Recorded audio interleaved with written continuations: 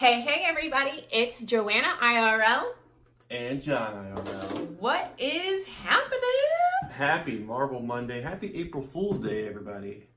Is this a joke? Are we really doing a video? We are really doing a video. All of our Showdown friends, welcome back. It's the triumphant return of Marvel Mondays. And to everybody who's new, welcome to the rise and the beginning of Marvel Monday.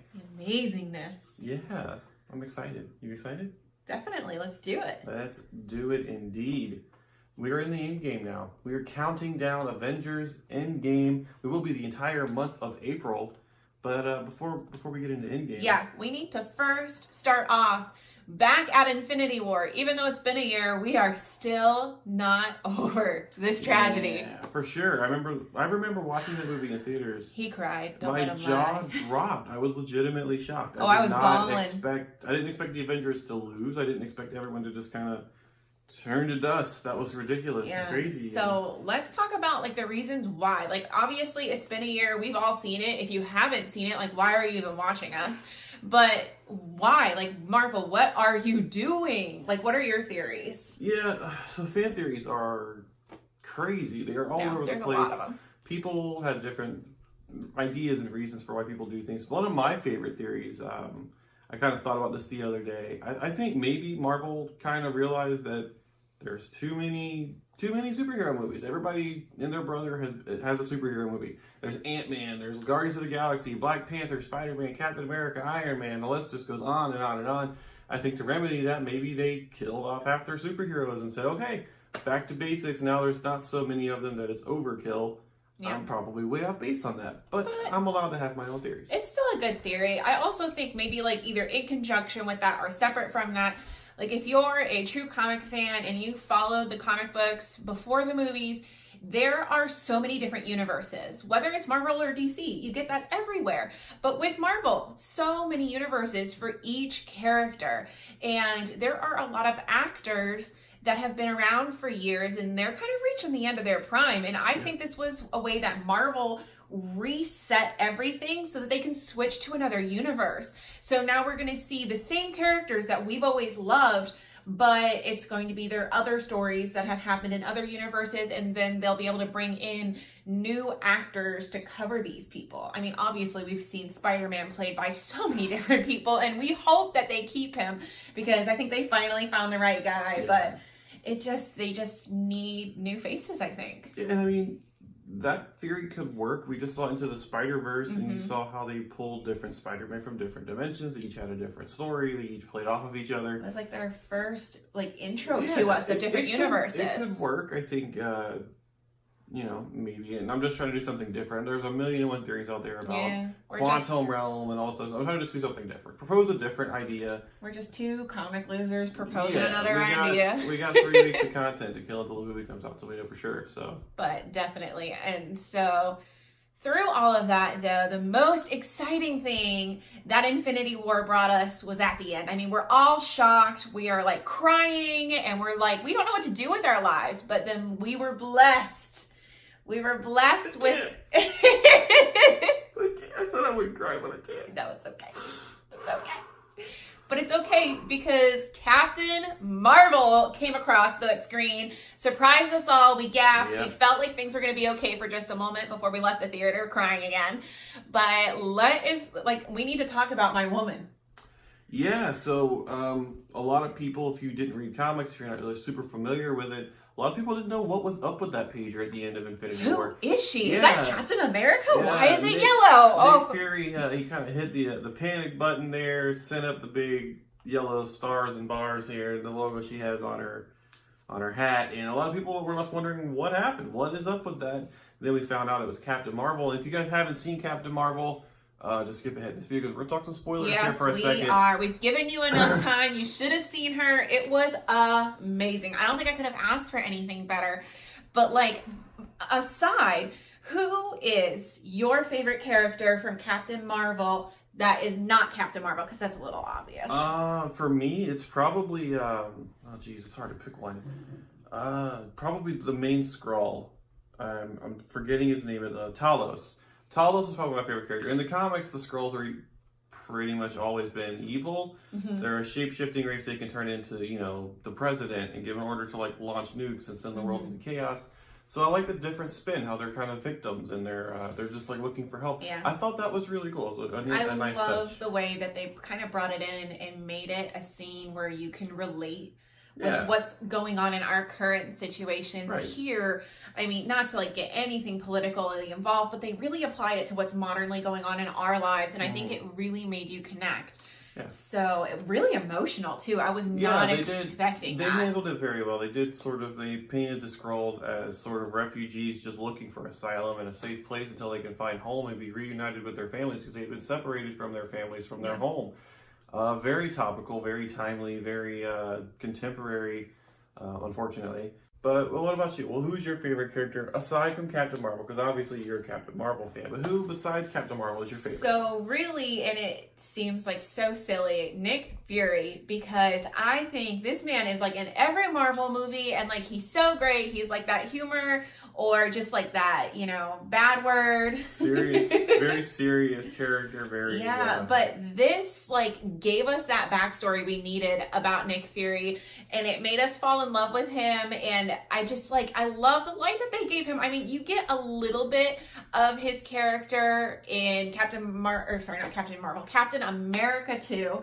Yeah. He gets, like, a lot more screen time, but not the same as Captain Marvel. You get his whole backstory, we get to fall in love with him, and now I just want to rewatch the whole entire Marvel universe so that I can find ways to pick up the backstory of Nick Fury. I mean, we watched Captain America 2 last night, and he says to Cap, he says, you know, the last time I trusted somebody, I lost an eyeball. And you know who that was? It was Goose! It was Goose! And like now we know that, but it's just full circle with all of these little details, and that's why I love him in that movie. Yeah, and we met Coulson for the first time in Captain Marvel. He was just a rookie with S.H.I.E.L.D. It was great, you know, taking it back that far. We didn't go back to the 40s with Captain America. We went back to the 90s.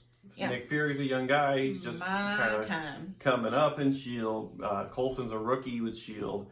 And we meet Carol Danvers, Captain Marvel, and she turns out to be way more powerful than anyone originally thought she was at the beginning of the film. It's amazing. So that really takes us right into... we figure out now that the Avengers have this new weapon, this new toy in their toy box they did not have the last time they fought Thanos.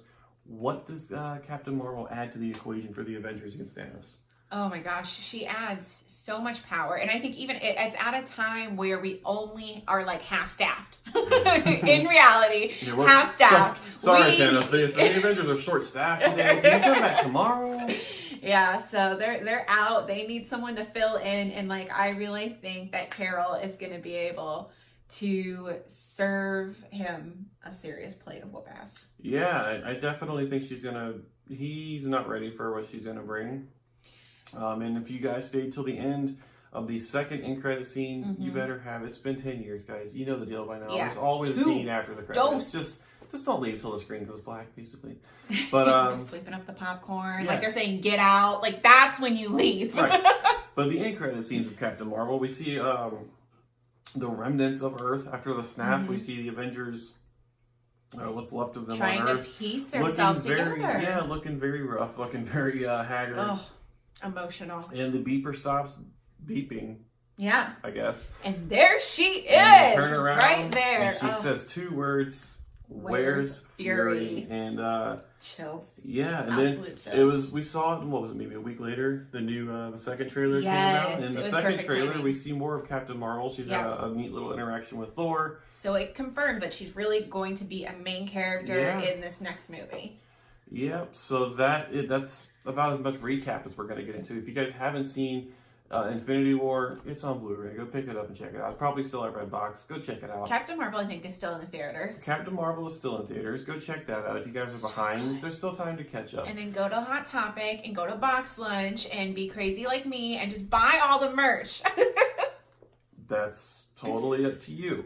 But go check out the films if you're a little bit behind, just to get caught up. We got till the end of the month really for to catch up on Infinity War. It's gonna be the biggest movie.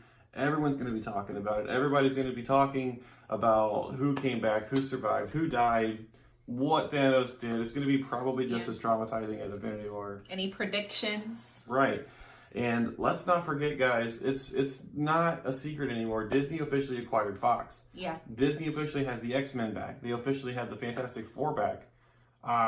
Could it be a post-credit scene? Could we see Thanos is defeated, credits roll, a scene comes up, all you see is maybe just like a forest, and you hear some ruffling or something, and all you see is maybe just like a fist and some claws come out, and it goes black. Could you imagine? Oh my God, the internet would catch on fire.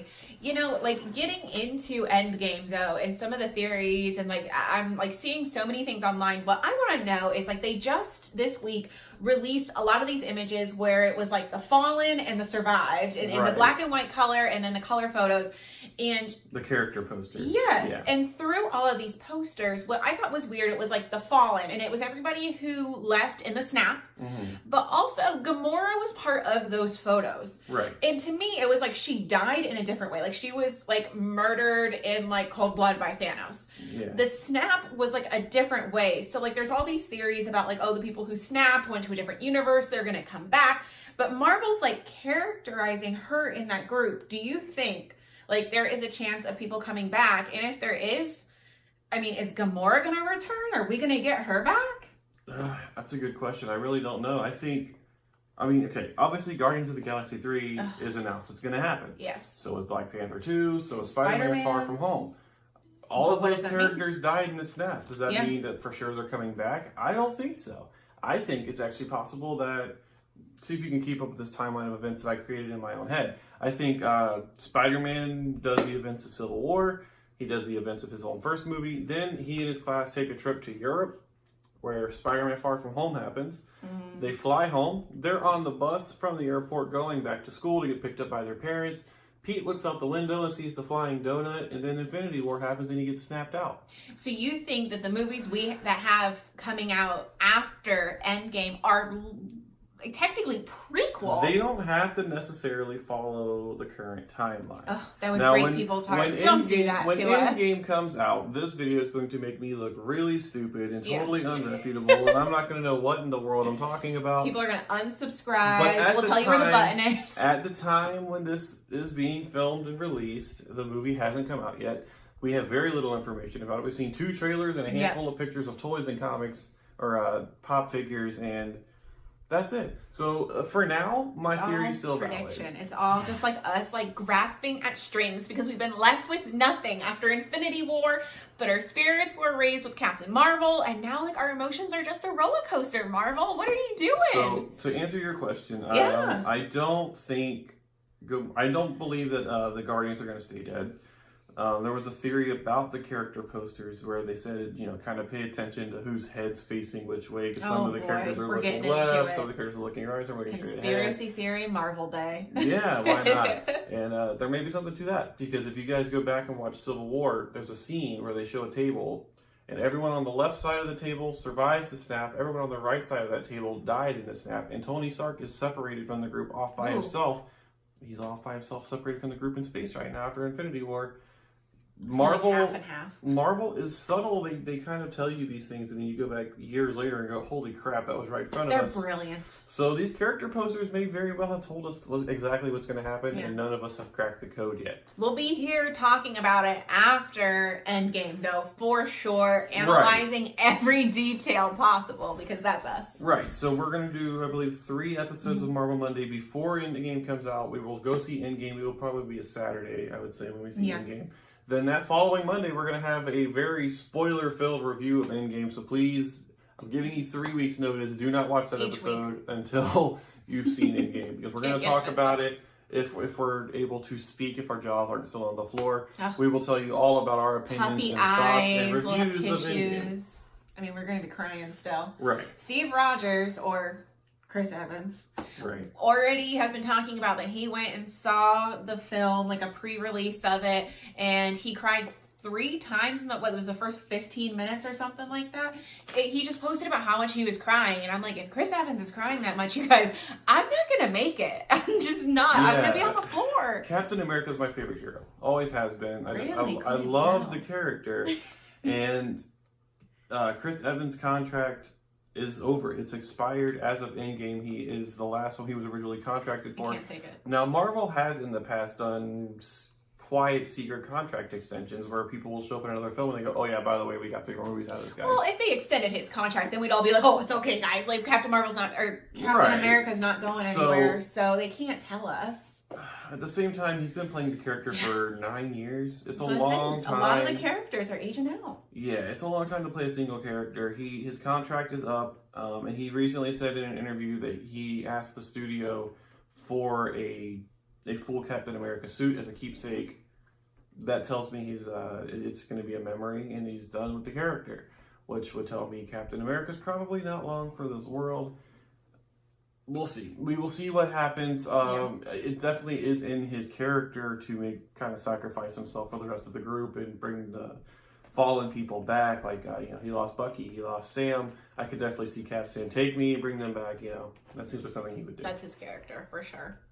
So I guess we'll continue next week with some more theories. They're going to be releasing, I'm sure, more material. We're like stalking their Instagram and stalking like anything that Marvel releases. That's it. And we'll be talking about it really for the next 3 weeks. Yeah. So, I mean, if you guys have any theories, we'd love to talk about them. We love hearing other theories. So definitely like comment below, share your theories with us, or some things that you want us to get into or discuss before Endgame comes out.